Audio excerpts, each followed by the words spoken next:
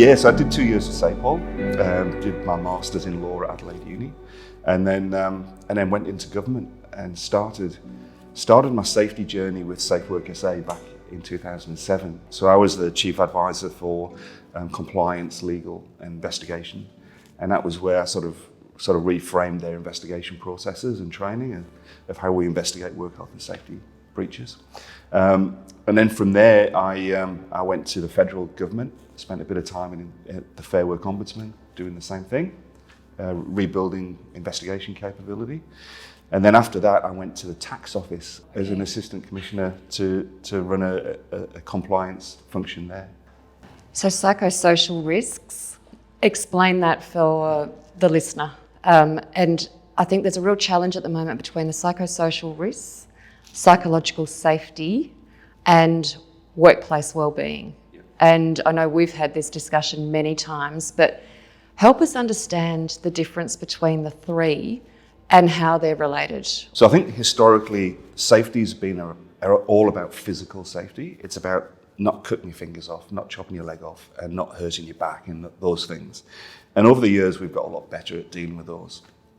But when you look at the Model Work Health and Safety Act in Australia, and literally, I think all the other states and territories except Victoria have adopted that or are adopting it. But when you read that legislation, I personally think it's heavily focused on physical injury.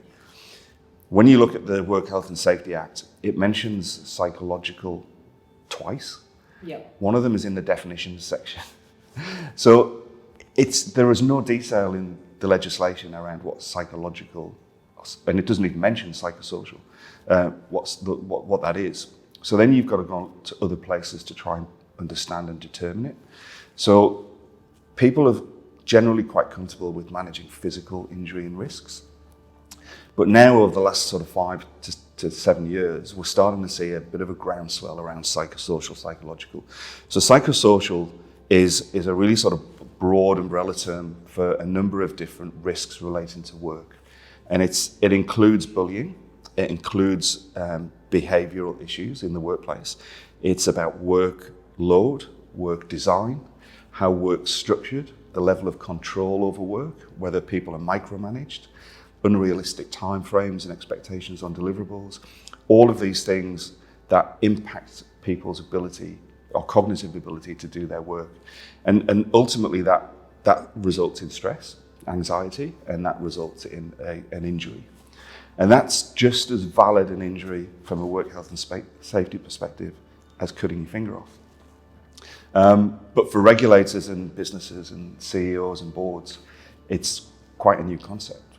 So we're now in a position where we're trying to sort of pull the curtains back and put some sunlight on the issues so that people really understand what it is, because you can injure somebody psychologically just through obsessive control of the way that they do their work, just as much as chopping your finger off on a bandsaw. So let's talk about boards and the role of the board. So a board, and you'll have a risk register, you'll go through the risks, and you can easily define and measure, did someone lose their finger? Or was there an accident where someone broke their leg? Or did we follow the compliance rules? And the OH&S workers will come out, they'll determine, on a construction site, is this a safe site? They'll shut it down if it doesn't meet compliance rules. It's really hard when what's going on is here. And we've often talked about the fact that workplaces should not break people. And yet, pre-pandemic, we knew that workplaces, they can be incredibly nurturing, empowering, important for people's psychological well-being. They can also be incredibly difficult, horrible places that actually harm people. And then overlay that with the pandemic, you've got this uncertainty, working from home if you're able to, frontline workers who can't, health workers who can't, disability care workers who can't. You've got exposure to COVID, which adds an additional layer. We've had supermarkets with people screaming at each other and screaming at staff about toilet paper and like the most ridiculous things that you think, how on earth have we found ourselves in this position? And yet we have. So what does a board do to really understand, if they're not at the grassroots sort of observing what's going on in the workplace, how do they actually get a handle on what to measure and how to enact and keep people safe? Because this is a tsunami, isn't it? This is just a tsunami, and it's swamping us, and it's going to cost us a bomb, and no one really knows how to address it. There's sort of lots of band-aids, but not any real hardcore solution to it. So for me, I'm really pragmatic, and I understand that boards don't know what boards don't know. And generally when it comes to work health and safety, people think about the physical injury.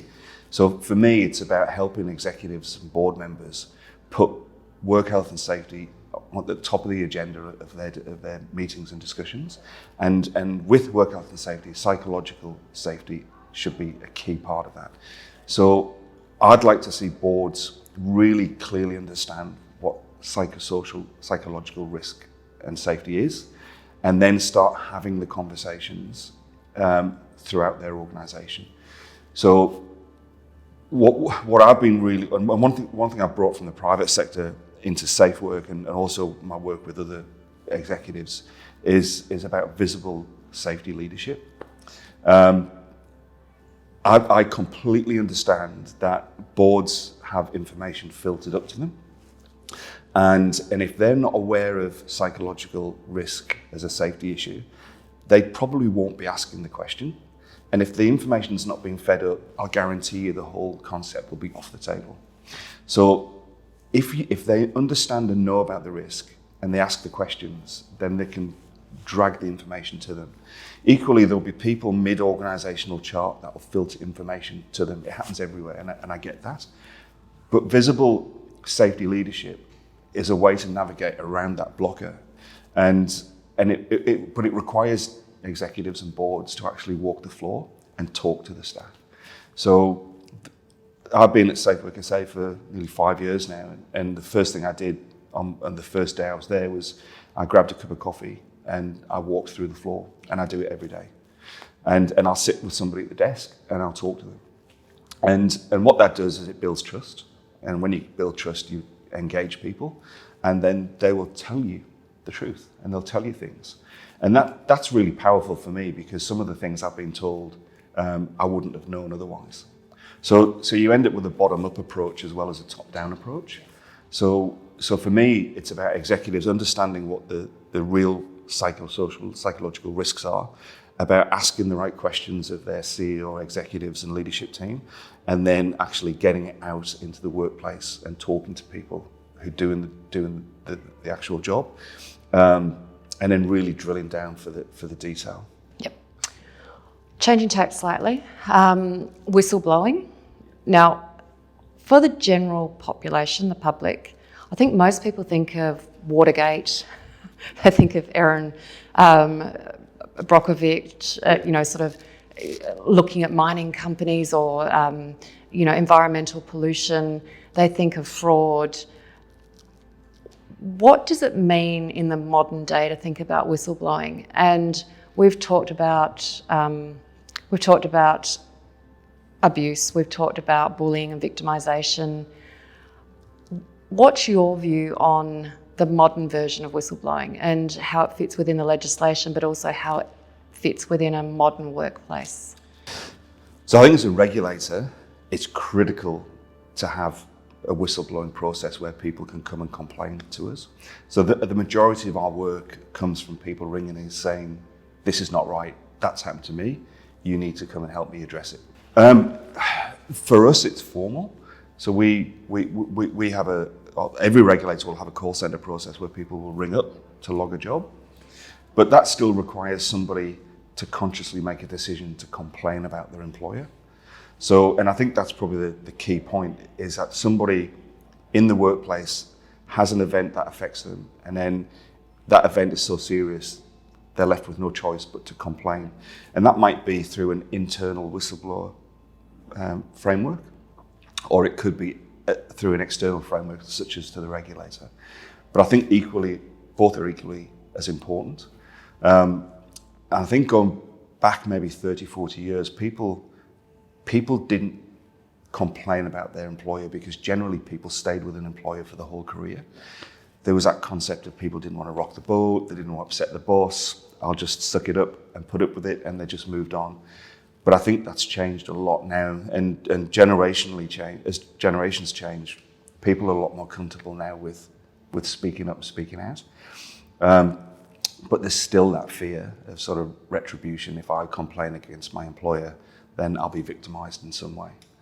But what we've seen over the last couple of years is people who've had that courage to call out, the Grace Tames of the world, the Brittany Higgins of the world. They actually, the courage that they display sort of resonates across the country, and people say, well, actually, that happened to me in my organisation. So I think they're really positive things that will help others to take the step. So it's a huge step to complain about your boss. People, CEOs or boards may not think that they've got an issue in relation to sort of sexual harassment, discrimination, sexual violence, people being sexually assaulted in the workplace or even raped in the workplace, but they won't think they have those issues if they're not looking for them. And if you're not looking for them, then you're never going to find them. So boards or CEOs will often say, well, we don't have that issue in my organisation. But you probably have. You're just not looking for it, and you're not asking the right questions. If you create a culture where your organisation and people feel psychologically safe, and then you walk the floor and you talk to people and build trust, I'll guarantee you somebody, man or woman, will say, that's happened to me. This was a scenario that I didn't feel comfortable in. That person over there is a bit creepy because he or she did this to me. And as an ex-detective and a regulator, I'm conscious that it's not just women who are the victims, men are the victims as well, gay, bisexual, lesbian, transgender. It's the whole gambit of discrimination against gender or because somebody's not the same as another person. So those things will happen in every workplace, and it's now been shown to happen in the federal parliament. The Equal Opportunities Commissioner in South Australia did a report last year to show that there was discrimination in the South Australian Parliament. In the legal profession, it's there. So once you start opening the curtains to put the sunlight in, people will come forward. And if a leader sees behaviour that's not to the values of him, her, or the organisation, then they call that out and deal with it. The worst thing you can do is, as a leader, is somebody complain or you see behaviour that's not acceptable and you don't do anything about it. What if you hide it purposefully? Who hides it? The board, the executive. They know there's poor behaviour, but they don't act on it. If you are open and transparent and you acknowledge that these risks are present and you're addressing them, but you're addressing the systemic root cause, then in a long-term strategy, that's only going to be more beneficial. So if you can have an engaged workforce that feels comfortable and psychologically safe, all the research shows that those people are much more productive than somebody who doesn't feel that way or isn't in that situation. So I think boards that would look like Rio has and others, that if you look to the long game, with a view to creating a psychologically safe workplace where people speak out and leaders take it seriously and address it, then that's where we ultimately want to be. If people see those behaviours and find people in the organisation and hide it and don't deal with them, then it's bordering on criminal. And you're as culpable as the person who does the abusing. And you talk about criminal. I mean, this is now the reality. You can be charged with a criminal act if you do not create a safe work environment for your workers, and God forbid something terrible happens. And we know, talk to me about the figures, because as a board of a company, profit always comes first, and that's just the reality. What's the bottom line? What's the profit? How are we going to make more money? How are we going to be beholden to our shareholders and keep them happy? How do we create these share prices that are on the rise? Talk to me about the figures of why it makes fiscal sense to invest in the psychological safety of your people. Yeah. So I've come from the private sector, and I'm not a career public servant, and I had my own business. I understand and I get the profit, and that's what I was about. Yeah. So from a safety perspective, you have to identify the risk, the hazards that relate to your business and the way you work, you have to assess those hazards and risk rate them, and then you have to eliminate them or control them as far as reasonably practicable. So regulators understand that businesses are in the business of making money, and there's not an expectation that you do every single thing possible to eliminate, because sometimes you just can't. But you actually have to identify it and address it and reduce it to a level that's acceptable for the business. When you start looking at statistics, particularly around psychosocial, psychological injuries, they are still a smaller volume than physical injuries. But all of the workers' compensation data now shows that the cost of a psychological injury is 3 or 4 times more than a physical injury. And people are off work three times longer with a psychological injury than a physical injury. And quite a lot of people don't ever return to the workplace. So you have an ongoing liability. So from a financial dollar value, it's cheaper to cut somebody's finger off than it is to psychologically injure them. Which blows my mind. Yeah. Like, it's cheaper to lose a limb than it is. Yeah. So when you think of it from a business perspective, if I was a CEO and I was looking at my workers' comp levy, that if you start racking up 4, 5, 10 workers' comp claims on psychological injury, then that's really going to start flagging like red flags with the workers' comp regulator, and your levies are going to increase. And once your levies start to increase, then you've then got to make that sort of decision as to whether it's better to reinvest the value of the increase back into your business to eliminate the risk, or do you just wear the cost of an increased levy? Okay, we've talked about risk and how you manage and mitigate risk. Let's talk about prevention, which is my favourite topic. So, perfect world, we have work environments where people feel psychologically safe. They come to work, they love their work. It gives them joy, if I'm allowed to use that word. And they don't feel unsafe. They do feel that they are able to contribute. You've talked a lot about connection, meaning and purpose in work, and I think that's incredibly important. And again, with the Great Resignation, we're seeing people making choices about who they want to work for. We're seeing profit for purpose come to the fore. So companies now actually putting their hand up and saying, yeah, we're for profit, but we actually want to marry it up with our purpose. Yeah. So from a prevention point of view, how do we ensure that we don't end up with the unwell, psychologically distraught worker, the stressed out worker? I know Bupa's survey, 76% of executives are feeling stressed. Like, that's mind-boggling. Yeah. And that's, the last 2 years that's sort of been pandemic stress overlaid with the pressure of work. But how do we prevent it? How do we prevent psychological damage in the workplace? For me, it's organisations tend to mirror the executives, and what the executive focuses on gets done. So when executives understand psychological safety and a psychologically safe workplace, and some of the tools, techniques, and methods that you can adopt to have those places, then that's what gets noticed, and people then mirror it. So for me, it's about helping executives and senior leaders understand what the risk is, understand what psychosocial risks involve, giving them some options and tools to implement strategies to make people feel comfortable, to make people feel safe, processes for allowing people to blow the whistle, anonymously or not, and then structures for organisations to deal with those complaints. So when executives understand that and they start to consult with the workforce and implement these programs, then over a period of time you start to sort of change the direction of the ship. But when executives and senior leaders don't understand what that risk entails and they're not paying attention to it, then there's no impetus, no driver for anyone in the business to do that sort of thing. So I think a lot of the research has shown now, and I sit on an advisory board at the University of South Australia, their Central Workplace Excellence, and they've done a huge amount of work in relation to resilience and workplace safety, psychological safety. So I think it's really clear that that the data shows that people are more engaged and are more productive and more motivated and happier when you have these things in place.